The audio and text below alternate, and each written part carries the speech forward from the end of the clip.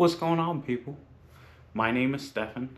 My channel is called Stesky, and today I'm going to talk about why you should consider an EcoBoost swap in your next project.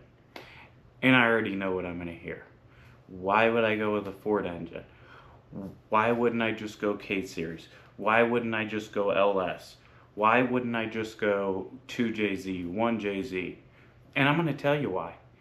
More so, I'm going to tell you why it makes more sense to do an EcoBoost more than ever in today's market. If you've got a lightweight project or you're shooting for a drift missile, the EcoBoost is a considerable option. It's lightweight, it's definitely proved its reliability. Ford put the 2.3s in all of the modern Broncos, the EcoBoost Mustangs, and a full line of cars that they continue to prove themselves in. The 1.6 liters are perfect for a front wheel drive setup with that factory turbo reliability. You can plug them in and they'll just go. I've been neck deep in a project with an EcoBoost, so I'm speaking from experience. I also own Hondas, I've owned Chevys, I've owned Toyota, I have a UZ swap Starion. I'm speaking from experience here that the EcoBoost is a reliable, budget-friendly, lightweight option for all of your projects. As it stands, there's currently rear-wheel drive options for transmissions for the 1.6 out of the Fiesta. There's junkyards littered with the 1.6 liter EcoBoost that is identical in the escapes because the transmissions failed. These engines are easy to come by. The transmission may be a little bit harder, but you can go rear-wheel drive with the 1.6 and with a few basic mods make over 300 horsepower. These engines have proved themselves reliable to 400 horsepower.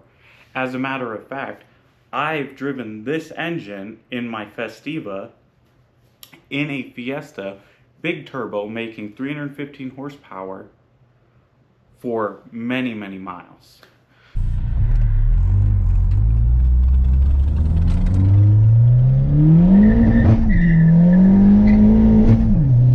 So it's something to consider. You could easily hit 400, 450 with a 2.0 and a 2.3 with the correct setup.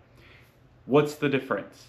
The difference is the LSs are becoming harder to come by.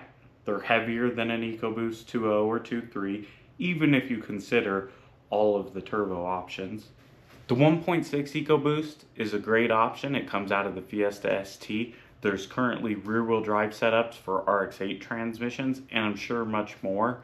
But if you were going to go with a front-wheel drive setup, I'd suggest using the Fiesta ST 6-speed because it offers really long gears, and when you get into boost, you can pull on people for days. The 2.0 and the 2.3 are bigger displacement, more torque, more potential for bigger power, and there's a ton of options, rear-wheel drive setups and transmissions. Not only are these swaps easy to do if you're slightly electronically, mechanically inclined, even if you're not, there's companies out there like GemSport who offer full swap kits from the 3.5 EcoBoost all the way down to the 1.6 liter EcoBoost.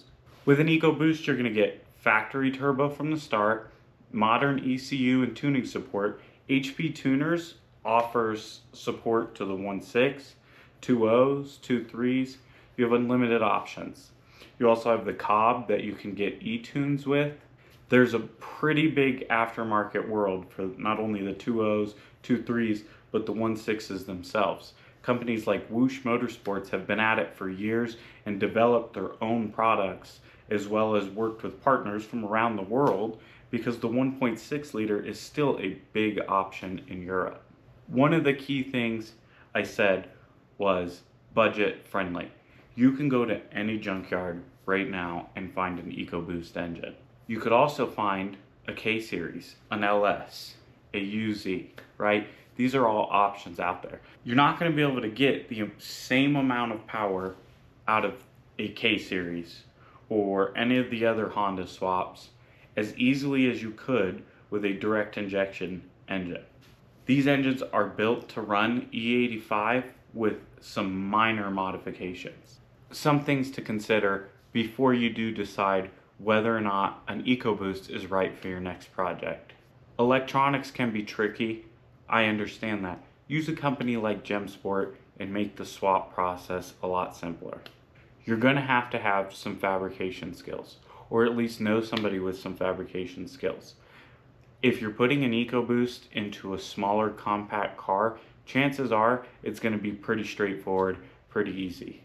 The aftermarket world for the EcoBoost isn't what you would see with a Honda or an LS, but it's fairly big considering the amount of people doing these swaps. I have hands-on experience with an EcoBoost swap, and I have hands-on experience swapping other engines. If you're into crazy engine swaps like me, I'm about to put a rotary into a B210. Definitely let me know in the comments what your dream swap would be. Come September, we're going to be doing a Lemons race, a drag race with a K-swapped Festiva, and let's see how they handle up against the Honda guys. I actually own Hondas, and to be honest, I think the K-swap Festiva and the stock EcoBoost version are going to be pretty close. So definitely give this video a like, whether or not you support the EcoBoost community, because in the end, we're all car people.